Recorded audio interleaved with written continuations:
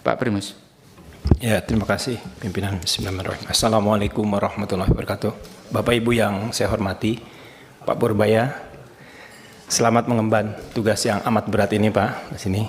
Tapi saya lihat rambut Anda masih padat, belum rontok, belum memutih juga, jadi ya masih bisa Anda handle masalah ini. Jadi saya melihat Anda ini setiap hari, bahkan setiap jamnya belanja masalah semua, dan itu bagus sekali, dan saya berharap Anda bisa menemukan solusi terbaik. Dan sekarang dihadapi oleh masalah subsidi. Jadi kalau melihat pertumbuhan ekonomi yang mau tidak mau kan Pak, itu kita wajib negara itu, pemerintah memberikan subsidi karena ada ketimpangan ya kan antara si kaya dengan si miskin ini jaraknya terlalu jauh. Nah, ditambah lagi negara kita adalah kepulauan. Mendistribusikan itu juga tidak mudah. Ada kendala-kendala. Belum lagi kalau yang berhubungan dengan alam. Dari bulan Desember sampai Februari itu musim-musimnya itu hujannya, curah hujannya sangat tinggi, itu juga sangat bermasalah. Nah, kalau kita lihat Bapak, pertama saya melihat ini informasinya harus valid dulu. Informasi yang pemerintah dapatkan dalam hal ini Menteri Keuangan itu tidak valid seperti yang kami dapatkan. Harusnya pimpinan mungkin next time ya, perwakilan antara Pak Arief itu ada duduk bareng di sini sehingga satu irama ini. Ini kalau kayak begini jadi ada dualisme. Nah, tapi sudahlah. Saya berharap ini kepada jajaran Kementerian Keuangan bisa bekerja sama, artinya mensupport Menteri Keuangan bahwa ini tugas yang amat berat tapi mulia. Oleh karenanya ini work team ya. Jadi saya tahu masalah ini sangat banyak sekali ya kan. Ditambah eksekusinya harus cepat sekali. Nah, kalau saya melihat Bapak ya, sejak Covid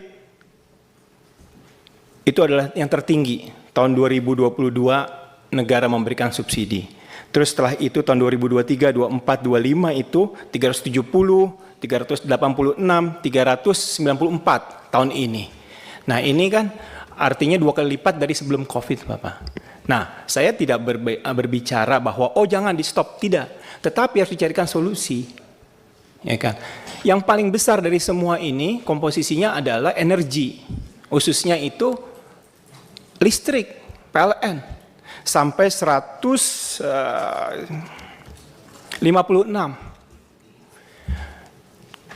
Kita selama ini tidak mendengar solusi dari pemerintah.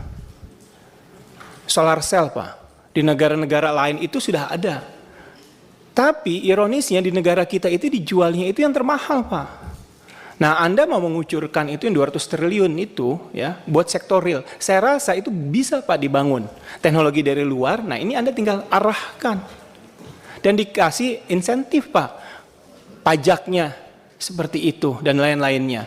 Kalau sekarang Pak kayak saya sudah sempat Pak, saya pribadi ya mencontohkan, saya ingin gitu membeli solar cell. Tapi harganya Pak, itu sama bayar bulanan listrik Pak, saya tidak dapat subsidi Pak. Bayar listrik itu baru ketemu 30 tahun Pak.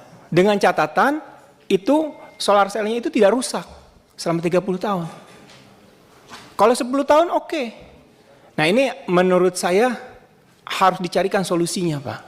Jadi terus juga yang berikutnya yang kedua adalah soal tadi seperti kawan-kawan katakan tepat sasaran. Nah inilah masalah klasik kita Pak. Selalu.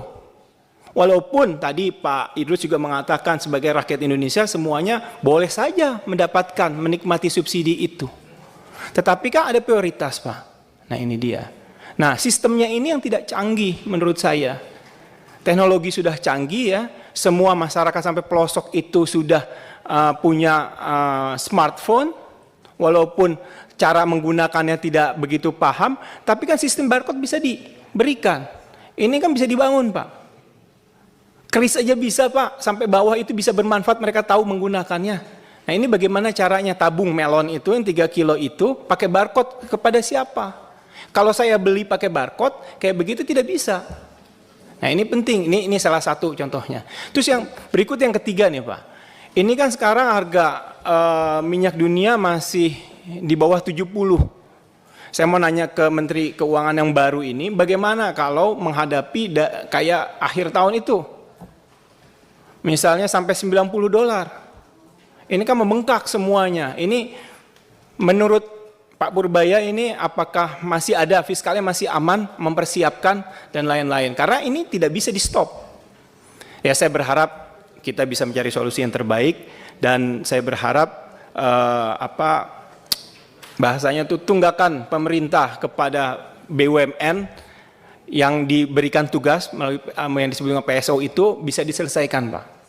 Itu saja. Karena yang disampaikan tadi Bapak itu tahun 2024 saya masih ingat itu dari Pertamina sendiri masih ada tagihan 9 triliun. Itu saja pimpinan, terima kasih. Assalamualaikum warahmatullahi wabarakatuh. Waalaikumsalam warahmatullahi wabarakatuh. Berikutnya saya beri kesempatan kepada Pak Menteri untuk menjawab apa yang menjadi concern, pertanyaan dan beberapa isu yang disampaikan oleh anggota dan pimpinan di Komisi 11. Terima kasih, pimpinan. Sebelum Pak Menteri sedikit saya boleh. Sudah Pak, tadi Bapak. Sudah cukup. Sudah cukup. Oh, udah. Terima kasih atas pertanyaan-pertanyaannya. Oh, ini kayak ujian PhD ya. Oke, saya akan jawab sedikit-sedikit aja ya. Yang bisa saya jawab, yang nggak bisa nggak akan saya jawab. Tertulis, Pak. Sebagian tertulis nanti. Dari PDIP Pak Andreas menanyakan apakah ada macam-macam kan. Yang utama adalah apakah kita meningkatkan efisiensi. Kalau di pupuk kan kita sudah akan invest di pupuk ya. Dan kelihatannya sudah akan membaik. Tapi begini, saya monitor proposal-proposal di Danantara. Setiap ada yang berhubungan dengan efisiensi, pengurangan kos, segala macam, saya selalu akan PMN kalau bisa. Tapi sampai sekarang juga proposalnya juga nggak terlalu jelas-jelas amat. Jadi kelihatannya nih arena Anda diskusi dengan Danantara semalam dijadikan ajang curcol Danantara ke Anda ya. Untuk menekan saya kelihatannya. Nggak apa-apa. Yang jelas gini tadi, apakah untuk energi terbarukan ada dari Pak ini kan jangka panjang sekali kan. Kebetulan saya beberapa minggu terakhir rapat dengan Pak Presiden dan Menteri SDM, ada desain untuk membuat PLTS menggantikan listrik yang ada sekarang. Investasi cukup besar, bisa mungkin sekitar $75 miliar kalau jadi. Tapi pada waktu diskusi pertama saya melihat kosnya masih tinggi, masih 9 sen dolar per kWh. Saya bilang kalau gitu sih subsidi saya nambah. Tapi mereka sedang berusaha terus dan kemarin sudah ada berita bagus. Pada saat sekarang harganya bisa 6 sen dolar per kWh. Saya bilang kalau itu betul, matangkan kita kalau perlu PMN. Karena pada akhirnya akan hilang itu subsidi yang terlalu besar untuk listrik. Jadi kita nggak diam aja. Tadi Pak siapa lagi ya? Yang nanya tentang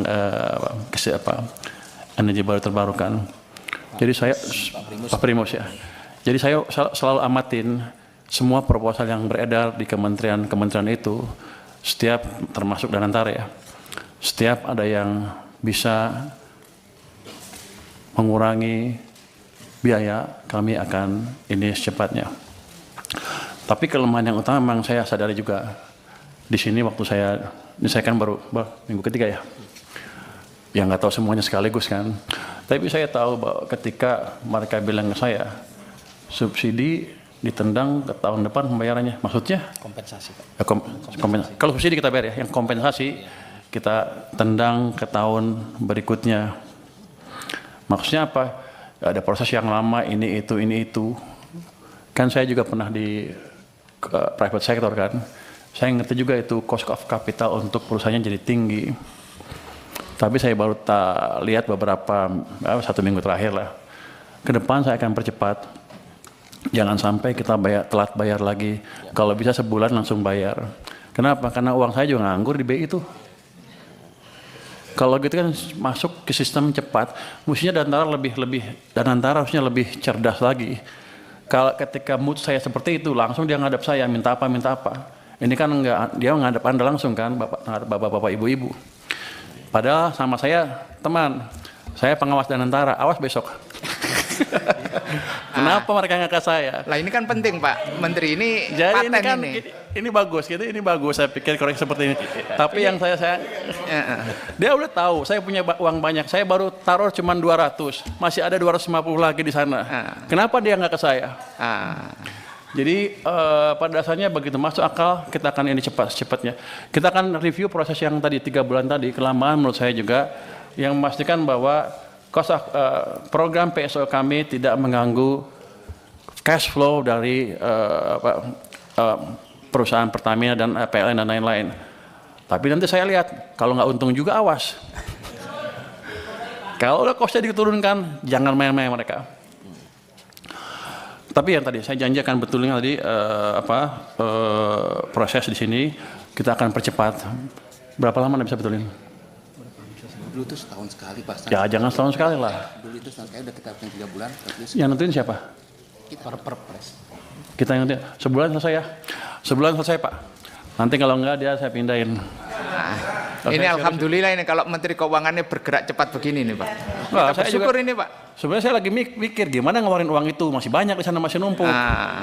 200 triliun positif tanggapannya, tapi banyak yang ribut juga kan. Oh ini itu ya. Saya mesti cari tools yang lain.